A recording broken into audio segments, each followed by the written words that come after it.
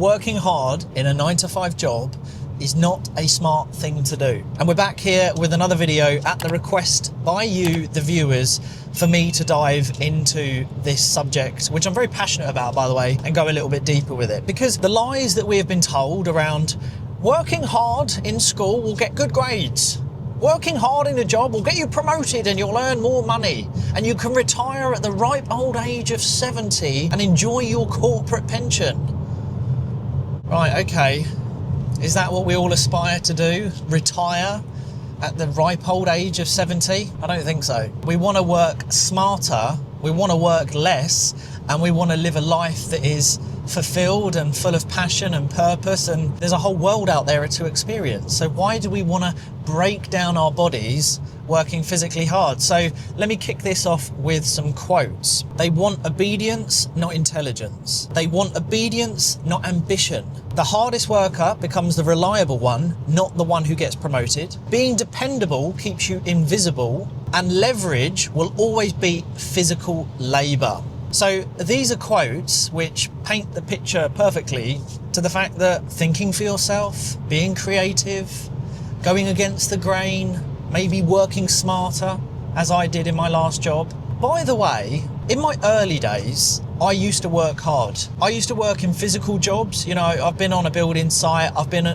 within the steels, like construction and logistics within steels. And I used to work so hard. I used to take care of all my work. I would go above and beyond. This is like when I was 19, 20. And I would physically work hard when no one was looking. And it's only when you go through that and you realise nothing changes, you do become invisible. And actually, when I look back at it now, I used to really try and prove a point because I was young and I was naive and I hadn't learnt this lesson yet. I was working hard, and I used to work in all weather conditions. Back then I was doing 4 on, 4 off, 12-hour shifts between days and nights. And yeah, I can imagine they were just laughing at me because the hardest worker does get used and abused. And they never promote the hardest worker, which I didn't get promoted. And actually that was when, in my early days, I believed that, you know, being promoted and all that kind of stuff. This was kind of just before my son was born, and then when my partner was pregnant, I was still in this phase of sort of working hard and all this kind of stuff, thinking that that's what I needed to do. And I realised it just never paid off. In my last job that I was at, you know, within logistics and distribution, which actually I'll be doing another video on, I will show how I worked. I'll even show some footage of what I was like, and because I didn't work hard in my last job. I was very calculated, I was very smart, I outsourced everything because I was just now aware that the man that, or woman that bends over, breaks their back for their employer, it doesn't make any difference. It literally doesn't. You know, I'm still a number. I was still replaceable. You know, they could get rid of me whenever they wanted. They could come up with any plan, put me on a PIP, get me into HR, put me on warnings, regardless of how much work you do or how much money you make the company. We're all disposable, and I think that's something we need to come to terms with. And I did early on. We have to change our outlook. We have to realise the lies, the scams of the employed world and how deeply corrupt all of this is. You know, the corruption and the gaslighting of the employed world, when you wake up, you realise it's laughable. It's a joke. And this is why I do these videos. And, you know, people, I'm very grateful, by the way, people ask me to do more of these videos for my views and opinions. You know, I suppose people like to hear what I've got to say about it. We are in a day and age where there's so much information flying about now. People are starting to scratch their heads thinking, I think I've been mugged off. You know, I've shown it, I won't pop them up all on the screen now, but you've seen it on my previous videos when I'm driving the car. I've shared all the comments that have been sent to me of, Aaron, you know, I was working in an industry for 30 years. The only thing I got was a broken back. I have people who have reached out who were children of, you know, who had fathers and mothers who were in the corporate world with big fancy job titles, who were on the 150, 180, 200k a year. And they said their parents were broken. They went through a divorce. They never saw their mum and dad. They didn't have a good relationship, all because they were chasing the job title and going up the corporate ladder. I think also there is a deeper outlook on all of this. Is really, there's a wake-up point in your life. when you start earning your own money and you don't rely on an employer. So for example, I challenge all of you to go make your first £100 on your own. It is liberating. When you make your first £100, there is this light bulb moment where you go, oh my God, I might not actually need my employer. I could actually be financially independent. If I just did this another 12, 13, 14, 15 times in a month, the thing that made me £100, I haven't got to give my body and my soul and my mind to an employer. I could become independent. So I challenge all of you watching me right now, try and make your first £100 by doing something that you love and utilize all the things that we have at our fingertips, because the light bulb moment is there. And that's when you realize, oh my God, why am I conforming to this corruption? Why am I bending over backwards and going above and beyond and slaving away? Again, I've spoken about people that I used to work with, Steve and Anna. They were used and abused. They were bent over a barrel and they were stuck. All the extra tasks that they did in a day became their obligation for every day onwards. And they could never step away from that. I will say this though, for those of you who are new to the employed world, you know, maybe you're younger or whatever, you typically only learn the things that I'm talking about, or maybe you're not ready to hear the things that I'm saying, or you're not willing to accept it, because out of every video that I've ever done, look, I'm very blessed. 85% of people that I interact with in the comments agree with what I'm saying, but there is a portion of 5, 10, 15% that really go against me quite aggressively, you know, and say, who's this guy? And they try and do the whole, what's he done? What's he built? You know, who's he to share his advice and opinions? Well, I'm a 33-year-old man. I have been in employment. I have also gone on to build my own businesses. I've also failed in businesses. I've started things that haven't worked, but I have gone on to see my own successes, right? Which has provided the life that I have now, but it all comes from experience. You only learn by going through the thing that you need to learn from, which is I have worked hard and I realized it got me nowhere. So if you haven't yet gone through those experiences, you're probably going to still be in a state of mind where maybe you don't think what I'm saying is the truth, and you still believe that if you show up on time or go in early, that you're going to be rewarded for it. And I promise you now, you won't. That's just God's honest truth. Also, you know what I want to share with you is yesterday I took delivery of our food shop, right, from Tesco's, and the delivery driver was probably, I don't know, maybe like 55, 56, something like that. Really nice guy, and was taking sort of the food inside the house, and he had this limp.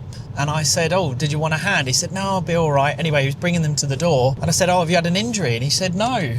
He said, it's this job. He said, it's really playing havoc on my knees and my back at the moment. And I said, oh, well, you know, I hope it gets better, and, you know, take it easy and that kind of stuff. And we had a good laugh. Anyway, he's a really nice guy. And it just made me think, especially with the video that I'm doing today, there is that element of breaking down your body. For what? I'm sure he's had many different jobs his whole life, but he's a delivery driver, and good on him, but he's still continuing to break down his body. And who benefits?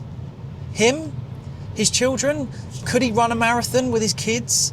You know, I've spoken about this before, but something that's really important to me, and I hope it is to all of you, is the preservation of your body, you know, preserving it, looking after it, staying flexible, mobile, healthy. It's not about how much money you make or the job titles. It's about how long we're here for and the experiences that we have on this earth to our own values and standards of how we want to live. And you don't have values and standards and boundaries when you're within the shackles of the corporate chains, the golden handcuffs. And this is why I talk about it. I don't do these videos because I'm bored and this is the only narrative that I want to push. It's not, but I do feel like I have this responsibility to talk about this subject, to wake people up. Not everyone will, but I know that I will make an impact with some people who will go on to make better decisions, who will be more mindful before they accept a promotion, and actually maybe they pick their family first and they actually think, will taking this promotion and all these extra tasks for only an extra £5-10 an hour, if that, is it worth it? Is it worth the extra loyalty and devotion that I'm going to have to show to a company? By the way, where I'm driving now, the scenic view is stunning. wow, that's breathtaking. The cloud and the fog's come down low. You know, to me, it's never worth it. Having a job title and having this identity of this is what I do in the corporate world, is that really worth more than your family or, you know, spending time with your children? Is it really the flex that you want to lean on in life? Is that what you want to be known as? Do you think anyone's going to be bothered when they stand around your grave, throwing the dirt in, throwing a rose on top of your coffin and saying, God, you know what a hard worker he was. Do you know, he was the best 10-ton forklift driver that we had. Oh, the way he used to load those steel bars on the back of that trailer. Oh, there's no one like it. No, they're not. They are not bothered about any of that. You want to be remembered for the amount of memories you made with your children, the life that you lived, the places that you visited, the videos, the photos you took with your family. We're all going to be forgotten about one day, but at least we can try and make that memory last. You know, we can pass those memories on to our children so that they pass it on to their children. And that's what all my messages are about. Like, the deeper message is freedom, or as I normally talk about, life by design. That's why I challenge all of you to go make your first £100 doing whatever. Content creation, selling a product, build a course, start a YouTube channel, buy and sell furniture. You know, it doesn't matter, whatever. Just go and make your first £100. Because the other thing is as well, think about the amount of creativity that has just been crushed by being in your job. Most people find it hard to think for themselves because they've been so used to being told what to do for so long that you actually forget how to start thinking and how to start creating your own solutions. And for you to live a great life and one of adventure and stepping outside of a comfort zone and really pushing yourself, you are going to need to think for yourself. You are going to need to be proactive in your own thoughts. And the problem is, you know where the whole like rat race and corporate zombies and wage slaves come from, is because it paints an image of someone who's a little bit dim, a little bit dumb now, you know, a little bit like, yes boss, yeah, how high boss, 3 bags full boss, okay boss. You know, like, look at lifers. You know, there's always a lifer in a workplace. They're always highly respected. No one says a word to them. The managers don't want to say a word to them. They barely do anything. They boss people around. They seem to get away with it, but they're the laziest. They don't do anything. Because the thing with lifers, although I would never want to be one, and I don't promote aspiring to be a lifer. My God, I couldn't think of anything worse than being a lifer and being in one job for 20 to 25, 30 years. I mean, that is horrifying. It scares the living daylights out of me. But they don't do a lot. I've worked with a few lifers, and they are lazy as they really are. And they know what they're doing as well. But again, leverage beats labour. They know how to leverage.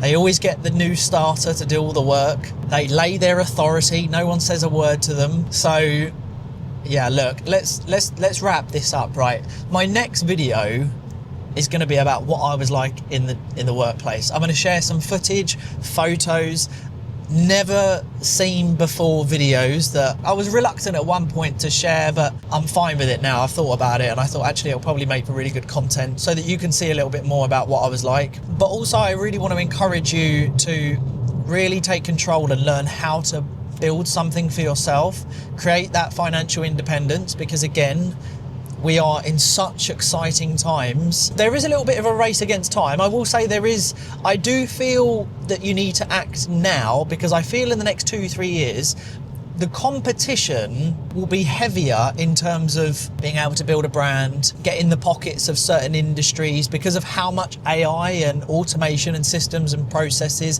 and how many big companies now in software, in all types of tech are really advancing really quickly, that they're going to take up a lot of space.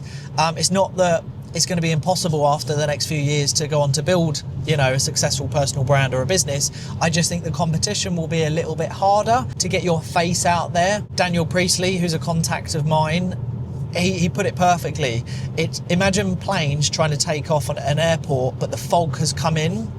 It'll be a little bit harder, but the people who are already up in the air above the fog, they'll survive and thrive. It'll just be a little bit harder in the airport on the actual the runway for some planes to take off because there's so much fog, which is basically representing the amount of people that are going to have to move online. Finally, don't forget to check out my full course tutorials. I'll put them at the end of this video where you can go on to learn and how to start building something for yourself. Just remember this, we are in this day and age where all the information for you to learn how to replace a job is one click away, is accessible to all of us. All of us can learn how to replace your salary.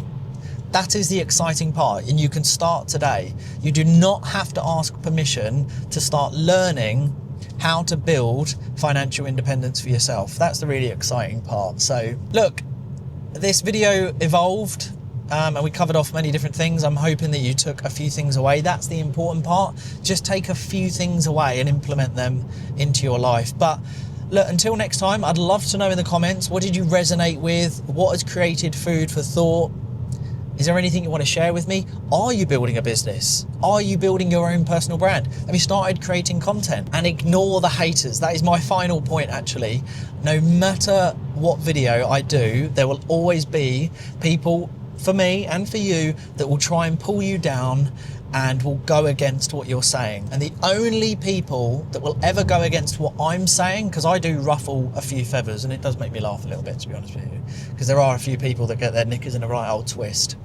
And I actually have a laugh at some of the comments, but what it reflects is massive insecurities in them.